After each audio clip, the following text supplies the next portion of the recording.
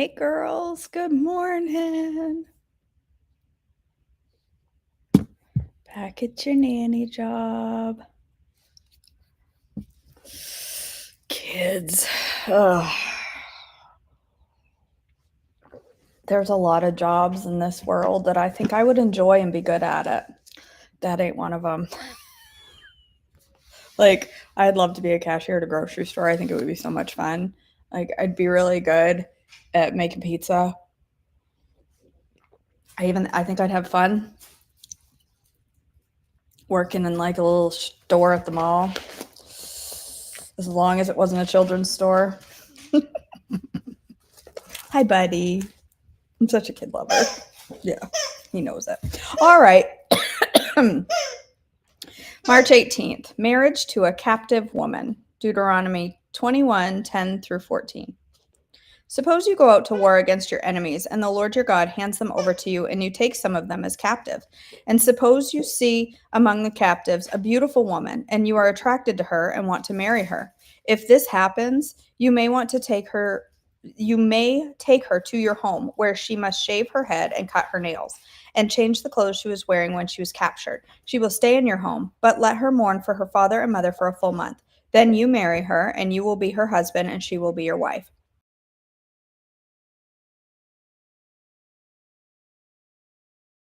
Free. Do not sell her or treat her.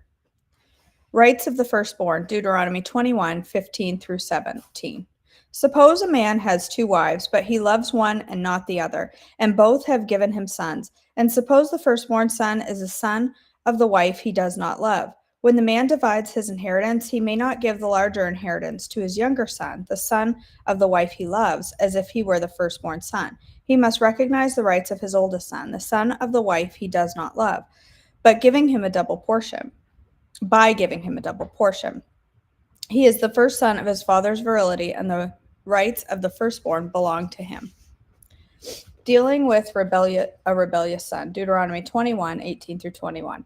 Suppose a man has a stubborn and rebellious son who will not obey his father or mother, even though they discipline him. In such a case, the father and mother must take the son to the elders as they hold court at the town gate. The parents must say to the elders, "The son of ours is stubborn and rebellious and refuses to obey. He is a glutton and a drunkard." Then all the men of his town must stone him to death. In this way you will purge the evil from among you, and all of Israel will hear about it and be afraid. Various regulations, Deuteronomy 21:22 through 22:12. If someone has committed a crime worthy of death and is executed and hung on a tree, the body must not remain hanging from the tree overnight. You must bury the body that same day, for anyone who is hung is cursed in the sight of God. In this way you will prevent the defilement of the land, and that in the land the Lord your God is giving you as your special possession. If you see your neighbor's ox or sheep or goat wandering away, don't ignore your responsibility. Take it back to its owner. If its owner does not live nearby, or you don't know who the owner is, take it to your place and keep it until the owner comes looking for it. Then you must return it. Do the same if you find your neighbor's donkey, clothing, or anything else your neighbor loses. Don't ignore your responsibility. If you see that your neighbor's donkey or ox has collapsed on the road, do not look the other way. Go and help your neighbor get it back on its feet. A woman must not put on men's clothing, and a man must not wear women's clothing. Anyone who does this is detestable in the sight of the Lord your God. If you happen to find a bird's nest in a tree or on the ground, there are young ones, or excuse me, or eggs in it with the mother sitting in the nest, do not take the mother with the young. You may take the young, but let the mother go, so that you may prosper and enjoy a long life. When you build a new house, you must build a railing around the edge of its flat roof. That way you will not be considered guilty of murder if someone falls from the roof. You must not plant any other crops between the rows of your vineyard. If you do, you are forbidden to use either the grapes from the vineyard or the other crop. You must plow with an ox and a donkey harnessed together. You must not wear clothing made of wool and linen woven together. You must put 4 tassels on the hem of the cloak with which you cover yourself on the front, back, and sides. A lot of these sound so pointless, but they sound like they're just made up like they're just rules for the sake of having a rule. But I was reading about this not wearing wool and linen together, and it's really interesting. It's about the megahertz or something like that the clothing lets off, and there's like healing power in wool, and there's healing power in linen, and it like grounds your body and stuff. Oh, my nose is itching so bad. And if you wear them together, they cancel out either each other. You have to read about it because it sounds like cuckoo, but it's like a scientific thing, and it really makes so much sense why he didn't want them to wear wool and linen together, because of the what it doesn't do for your body when you wear them together. You have to read about it, though, because I'm clearly not good at explaining it, but it's really, really super interesting. Oh, yay. Regulations for sexual purity. Deuteronomy 22:13-30. Suppose a man marries a woman, but after sleeping with her, he turns against her and publicly accuses her of shameful conduct by saying, "When I married this woman, I discovered she was not a virgin." Then the woman's father and mother must bring proof of her virginity to the elders as they hold court at the town gate. Her father must say to them, "I gave my daughter to this man to be his wife, and now he has turned against her. He has accused her of shameful conduct, saying, I discovered that your daughter was not a virgin, but here is the proof of my daughter's virginity." Then they must spread her bedsheet before the elders. The elders must then take the man, and punish him. They must also fine him 100 pieces of silver, which he must pay to the woman's father because he publicly accused a virgin of Israel of shameful conduct. The woman will remain the man's wife, and he may never divorce her. Sounds like a wonderful relationship. But suppose the man's accusations are true, and he can show that she was not a virgin. The woman must be taken to the door of her father's home, and there the men of town must stone her to death, for she has committed a disgraceful crime in Israel by being promiscuous while living in her parents' home. In this way you will purge the evil from among you. If a man is discovered committing adultery, both he and the woman must die. In this way you will purge Israel of such evil. Suppose a man meets a woman, a virgin, who is engaged to be married, and he has sexual intercourse with her. If this happens within a town, you must take both of them to the gates of that town and stone them to death. The woman is guilty because she did not scream for help. The man must die because he violated another man's wife. In this way you will purge this evil from among you. But if the man meets the engaged woman out in the country and he rapes her, then only the man must die. Do nothing to the young woman. She has committed no crime worthy of death. She is as innocent as a murder victim. Since the man raped her out in the country, it must be assumed that she screamed, but there was no one there to rescue her. Suppose a man has intercourse with a young woman who is a virgin but is not engaged to be married. If they are discovered, he must pay her father 50 pieces of silver. Then he must marry the young woman because he violated her, and he may never divorce her as long as he lives. A man must not marry his father's former wife, for this would violate his father. Regulations concerning worship. Deuteronomy 23:1-8. If a man's testicles are crushed or his penis is cut off, he may not be admitted to the assembly of the Lord. If a person is illegitimate by birth, neither he nor his descendants for 10 generations may be admitted to the assembly of the Lord. No Ammonite or Moabite or any other of the descendants for 10 generations may be admitted to the assembly of the Lord. These nations did not welcome you with food and water when you came out of Egypt. Instead, they hired Balaam, son of Beor, from Pethor in distant Aram Naharaim to curse you. But the Lord your God refused to listen to Balaam. He turned the intended curse into a blessing because the Lord your God loves you. As long as you live, you must never promote the welfare or prosperity of the Ammonites or Moabites. Do not detest the Edomites or Egyptians, because the Edomites are your relatives and lived as foreigners among the Egyptians. The third generation of Edomites and Egyptians may enter the assembly of the Lord. Miscellaneous regulations. Deuteronomy 23:9-25:19. When you go to war against your enemies, be sure to stay away from anything that is impure. If any man who becomes ceremonially defiled because of a nocturnal emission must leave the camp and stay away all day. Toward evening, he must bathe himself, and at sunset, he may return to the camp. You must have designated area outside the camp where you can go to relieve yourself. Each of you must have a spade as part of your equipment. Whenever you relieve yourself, dig a hole with a spade and cover the excrement. This is such a fun reading. The camp must be holy, for the Lord your God moves around in your camp to protect you and defeat your enemies. He must not see any shameful thing among you, or he will turn away from you. If slaves should escape from their master and take refuge with you, you must not hand them over to their masters. Let them live among you in any town they choose, and do not oppress them. No Israelite, whether man or woman, may become a temple prostitute. Whether you are bringing an offering to fulfill a vow, you must, whenever you bring an when you are bringing an offering to fulfill a vow, you must not bring to the house of the Lord your God any offering from the earnings of a prostitute, whether a man or a woman, for both are detestable to the Lord your God.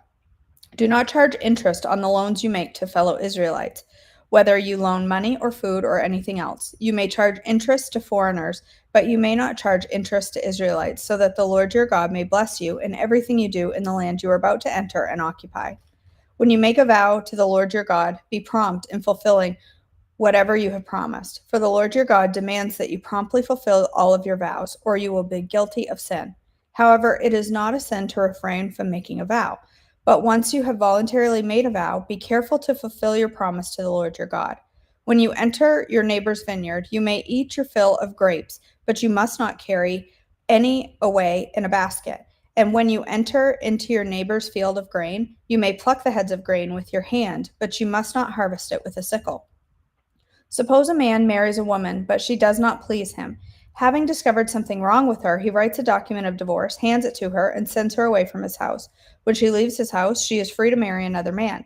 But if the second husband also turns against her, writes a document of divorce, hands it to her, and sends her away, or if he dies, the first husband may not marry her again, for she has been defiled. That would be detestable to the Lord. You must not bring guilt upon the land the Lord your God is giving you as a special possession. A newly married man must not be drafted into the army or be given any other official responsibilities. He must be free to spend 1 year at home, bringing happiness to the wife he has married. It is wrong to take a set of millstones, or even just the upper millstone, as security for a loan, for the owner uses it to make a living.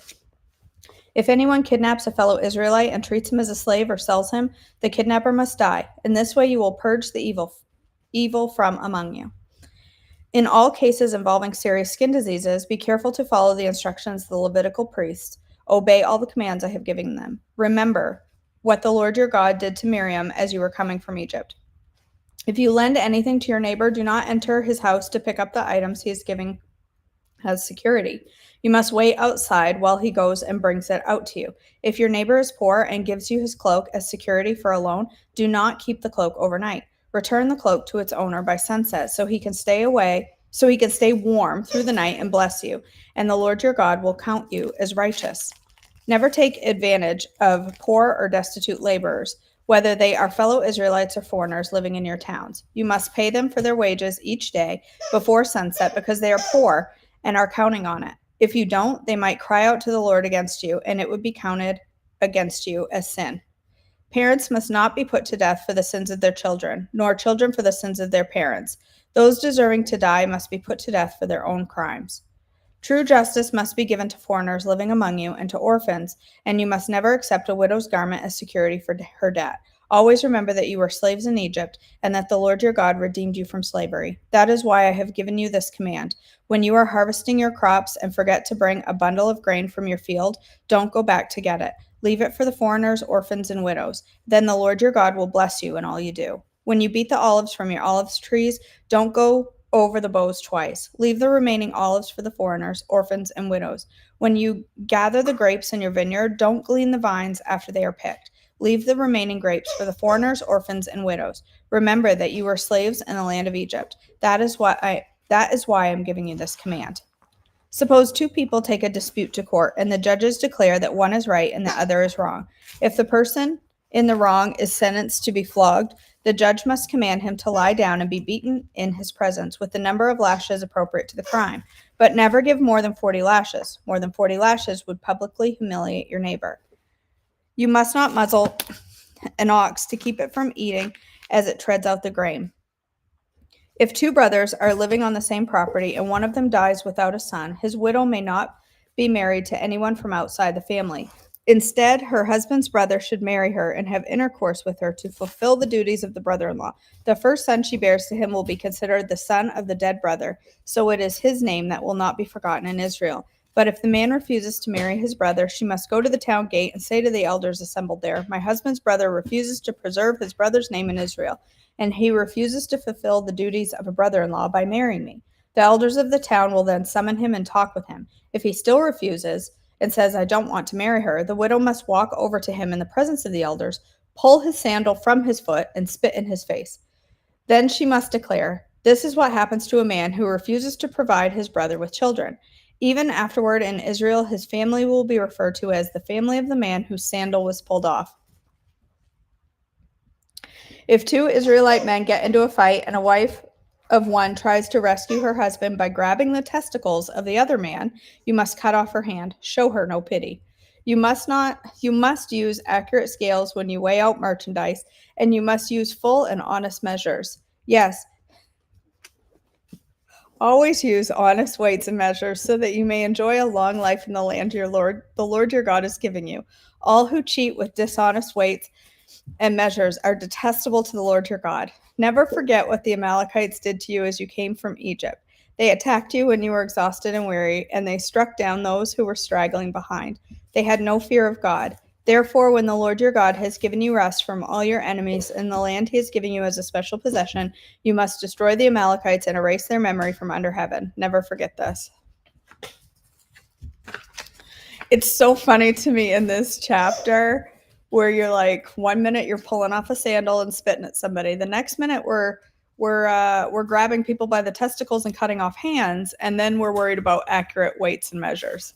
Just, the way it just makes me laugh. Oh my goodness gracious. Yes, right, Cindy? Agree. All right. We are reading our book, Shut the Door. No, we're not hitting Mom with a toy anymore. I'm already covered in your hair. Okay. This one is called Proper Perspectives. Now, I'm just going to kind of read, and then I'll stop when it feels right, because it's like you sit down and you read the whole section and answer questions. So we'll just figure it out as we go. Proper Perspectives. Guarding the oil in my house. 2 Kings 4, 1-7. There are two very interesting stories about two women and God's miraculous intervention in their situation recorded in 2 Kings 4. While these women came from totally different walks of life, they had one important thing in common. They both served and loved God, and they each witnessed God perform the impossible when they shut the door to the outside influences and focused on their faith. It is vital to note that it was their focus on God and making his presence a priority in their lives and homes that caused them to have the proper perspective, even in the face of the most difficult trials. This proper perspective enabled them to shut the door to the enemy's plan of destruction. Proper perspective will do the same for us. In the first week of our study, we look at the recently widowed mother and her situation as it is written for us in 2 Kings 4, 1-7. We read about the woman who was the widow of one of the sons of the prophets who had studied under Elisha's teaching. This poor widow was the mother of two sons. She was left with no money and debt she couldn't pay. The story opens with her crying out to Elisha in desperation for help. She didn't waste any time voicing her problems. She knew Elisha and she discerned correctly that he was a man of God. Her discernment required action. She was deliberate in her choice to reach out to the man of God, and she got right to the point. She made her petition known. Verse 1 says, a certain woman of the wives of the sons of the prophets cried out to Elisha, saying, your servant, my husband, is dead, and you know that your servant feared the Lord, and the creditor is coming to take my two sons to be his slaves. Interestingly, Elisha addressed her plea with two questions. Then she answered with a statement that she felt would express adequately her dilemma. So Elisha said to her, what shall I do for you? Tell me, what do you have in the house? And she said, your maidservant has nothing in the house but a jar of oil. I can only imagine her helplessness. She was probably embarrassed to express her lack, but her desperation overcame her shame. She had nothing left in the house but a jar of oil. Historians have written that she likely had sold everything she owned. All the furnishings, food, clothing, and other essentials were not named when Elisha asked what she had remaining. This indicates everything had been sold except the one remaining item, a jar of oil. I had always read this account from a different perspective than I have now. Before, when reading this story, I felt as if she was saying, "I have nothing but a little bit of oil, and what good is that to me?" In the light of her circumstances, it certainly seemed inadequate for her needs and those of her sons. But I see it completely differently now. The Jewish historian Josephus wrote that this needy mother was a widow of the prophet Obadiah. Many theologians agree. So perhaps the oil was anointing oil, and the only sentimental item that she had remaining of her life and ministry with Obadiah. Women are certainly sentimental. I know I am. Perhaps this jar of oil held memories she regarded highly. One could only wonder, and with my imagination I certainly have. Regardless, I believe she kept it for a purpose, on purpose. She had sold all that she had except this jar of oil. There was nothing left in her house. We know from this account, given later in this passage, that the oil itself was a marketable commodity, but even in her desperation, for some reason, she had kept this particular jar of oil. Okay, we're going to stop there. Okay.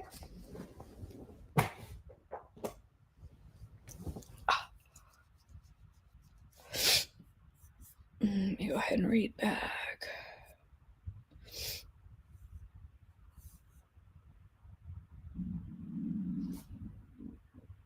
Excuse me, my stomach's growling. Karen, you should look it up.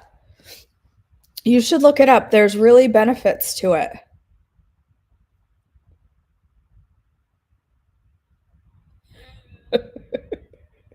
I think you're right, Jackie.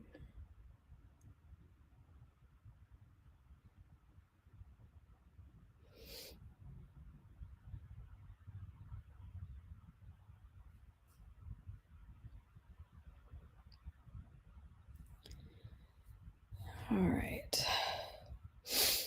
All right, my friends, let's go ahead and end in prayer.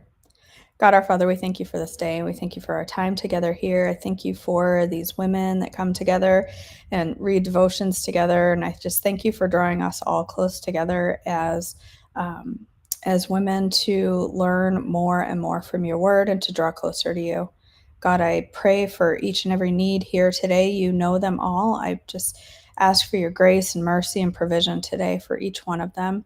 I pray that today that when we make decisions regarding our health, you will help us to make wise decisions, intentional decisions for our health, about the food we choose, the movement we do. May all of it be intentional today and intentionally honoring to you. In your precious and holy name I pray. Amen.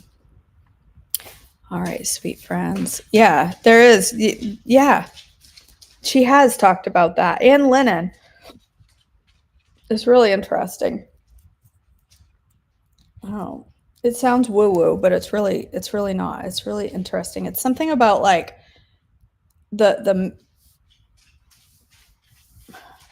like the energy the material puts off, and it's not like, you know, like mystical stuff. It's like everything in the world has energy in it, just how it's created, and the type of energy certain things put off is more beneficial than others for certain times of the year. And wool and linen together cancel out because one is like a positive megahertz, one is a negative megahertz. Each have different properties, and when you combine them they cancel each other's benefits out. It's really fascinating. It's really, really interesting.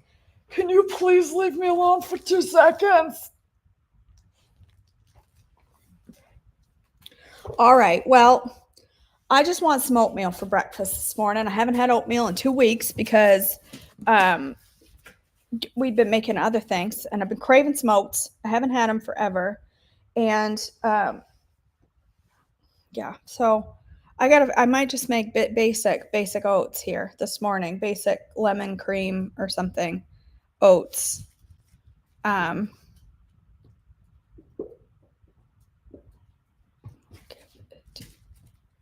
every day for 30 days without washing it. I could do that. I pretty much do that now. I could probably do that. Sure. Mary, when Bassie was that age, he hit me all the time. He would get up beside me, especially when I was on the phone or when he heard me talking, and he would hit me in the face just over and over and over. It was, oh, he was rotten. All right, you guys, I'll be live for breakfast in a few minutes. It's probably going to be something we've all had before, but we'll spend a few minutes together and have some breakfast and then move on with our day. All right, I love you girls. I hope to see you at breakfast.